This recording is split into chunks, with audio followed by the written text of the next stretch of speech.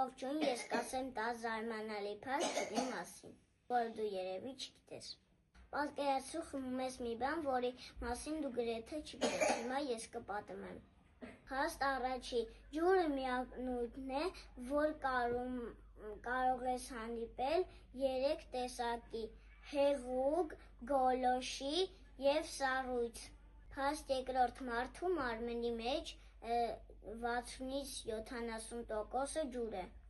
Փաստ երրորդ, երկրի մակերևույթի վրա 71% ջուր է, իսկ 2,5% քաղցրահամ։ Փաստ չորրորդ, ամենահետաքրքիր փաստերից մեկը, տաք ջուրը ավելի արագ է սառչում, քան սառը։ Փաստ հինգերորդ, սառույցը լողում է ջրի վրա, քանի որ այն ավելի թեթև է։ Փաստ վեցերորդ, քո ուղեղի մոտ 75% ջուր է։ Փաստ յոթերորդ, ջուրը համարվում է համընդհանուր լուծիչ։